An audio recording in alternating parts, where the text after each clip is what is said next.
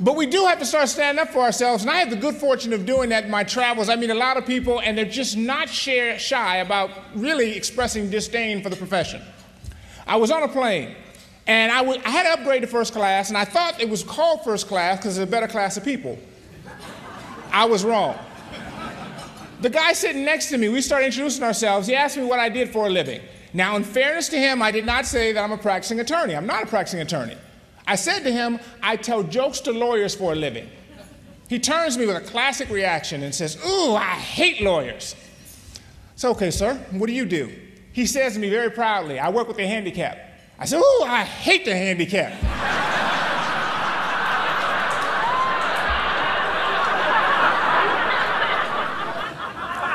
Now, you don't know me that well, so let me take a step back, all right? I don't hate all of the handicapped, several of them. You know who you are. Our lawyers in America, we have among the highest rates of alcoholism, we have among the highest rates of drug addiction, we have the single highest rate of being shot in the face by a vice president.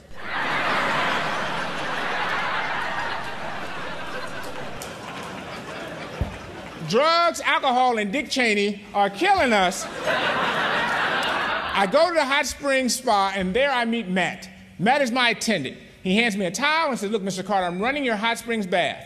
Now, you know how when you go to the spa, you get a towel, and I don't know how small they think you are, because I'm looking at this thing, and I wrap it around my wrist, and I walk in. There is Matt. Matt has run my hot springs bath, and it's very frothy, and it looks good. And I said, you know, I really should bathe more than once a week. This is good stuff. And I said to Matt, you know, this looks really, really good. He said, I know, Mr. Carter, you're going to enjoy this. I said, I know, Matt, this looks really good. He said, Mr. Carter, you're going to enjoy this. I said, I know. This conversation goes on for 10 minutes because I'm expecting Matt's going to leave so I can hop in the tub. Au contraire, mon frère. It turns out that Matt's job, part of the hot springs package, is that he will bathe me.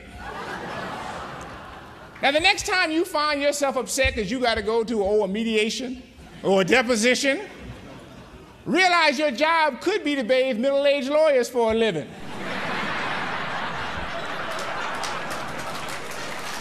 I learned recently how I'm not as important as I thought I was. I went to Montana, one of these out-of-the-way resorts in the state of Montana, as if there's any other kind in Montana. Takes all day to get to Montana, and when I get there, all I'm thinking is I just got to go to bed, and I want to turn on the TV, watch a little CNN, see who we at war with this week. That's how we roll, all right? I go to look at the TV, and I can't find the TV on the dresser. Now, I travel all over the place, and I'm an intelligent man. I know what's happened here. Somebody done stole the TV.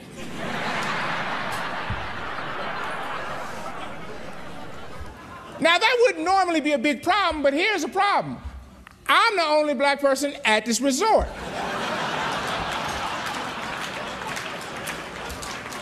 Let's be clear, I'm the only black person in Montana and seemingly Toronto, but we're gonna move on that point. I decided I need to call the people and let them know TV was gone when I got here, because I'm the prime suspect. At that point, I don't walk to the front desk, I run to the front desk.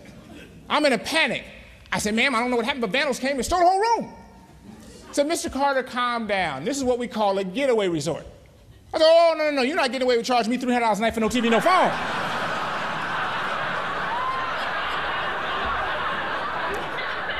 She said, no, Mr. Carter, you will deal without a TV, and we have phones. We have pay phones in the lobby. Take your calling card, call whoever you want. Now, here's the problem. My good looks are going to belie this. But I'm over 40 years old, people. I don't have a calling card. So now I have to do the most degrading thing an adult man can do. I have to call home collect. Not even from jail. That might make sense. I don't know if you noticed this, by the way, also. When you call collect, they change collect calls. Remember when we were kids, the purpose of a collect call was to be able to convey just enough information so the other party could act on it but not have to accept the charges.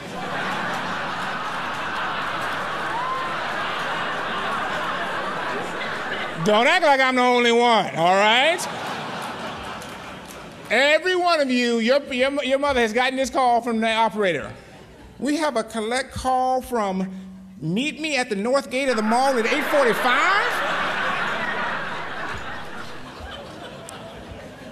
And your mother say, I don't know that fool, right? Hang up and come get you. You can't do that anymore.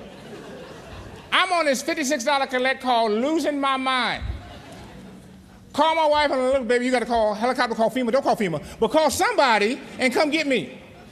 He said, baby, what's the problem? I said, what do you mean what's the problem? How in the world am I going to possibly make it? I had a business to run. Nobody can reach me for 3 days. He said, Sean, you tell jokes to lawyers. What's it going to be, a humor emergency? You laugh, I was hurt. I said, all right, baby, forget the business. I'm going to follow. What happens if something happens to our 4 kids? He said, well, you would be helpful how? Oh, you ladies think that's funny, huh?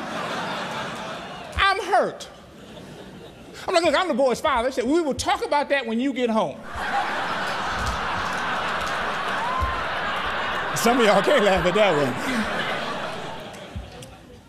one. Long story short, too late, I spent 3 days in the wilderness, no access to the outside world.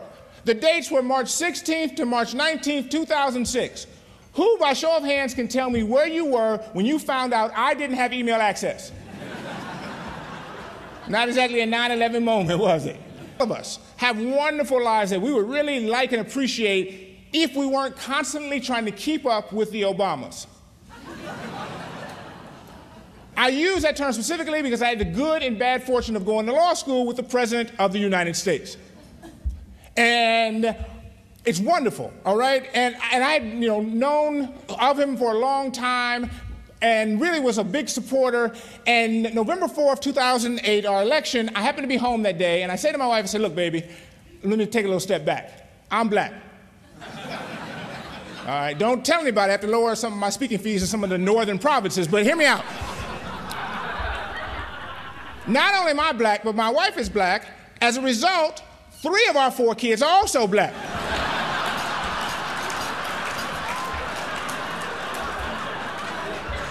We're doing some testing on Brendan, but anyway.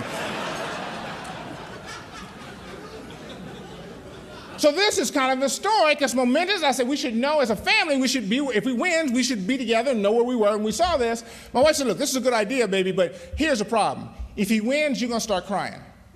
All right? And it scares the children, and it really sets a bad example. We have 4 young boys. Want them to grow up to be men. Men need to know that they hold everything in. They die at 50. So mommy can date again. Then they show the acceptance speech in Chicago in the park, and Jesse Jackson is there, and his nose is running, and he's apparently never heard of tissue, and Oprah's there, bawling and leaning all over that white man. You remember? And here's the best part. She didn't even know this man. But when you Oprah, you can do that. Who's going to turn to Oprah and say, hey, girl, back up off me? I don't know about you, but I give Oprah a piggyback ride. As far as I can take her. But pray for me. You're laughing too much. I gotta get to the end of the story. So here's the thing is, I hold it in. Then here's the problem. My mother calls and says, baby, I never thought this would happen. Just telling me how, you know what, this was worth all the praying and protesting and marching, how she literally felt she could die now because she had left America, a place where her son and grandsons could be anything that they wanted to be, and I'm feeling what she's saying, and now it's starting to hit me, and I'm trying to get this woman off the phone. I said, Mom, I got to go. She said, hold on, baby, here's the thing. You went to law school with Obama. He's the first black president, and you tell jokes to lawyers. Did you take the wrong classes, baby?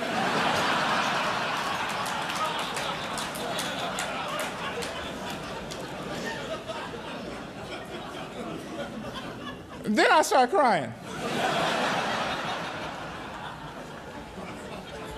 Here's what I want to leave you with. Hopefully you'll take this in the spirit it's meant in. All right, I'd say this to you in love. And let me just say this to you, most important thing. If you leave here knowing nothing else, the one thing I want you to leave knowing, the one thing is simply this. I'm available to do other events.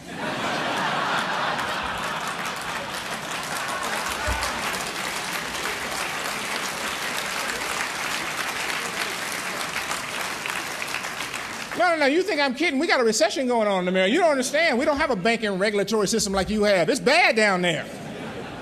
So you all belong to firms and organizations. You can be having holiday parties and retreats. Who am I kidding? All right? I'm also able to do housewarmings, baby showers, bar mitzvahs. I'll pretty much do anything but a bris. And give me a couple months, I'm working on my license. All right? And on that very uplifting note, thank you so much, and I'll see you at the after party if you tell me where it is. Thank you.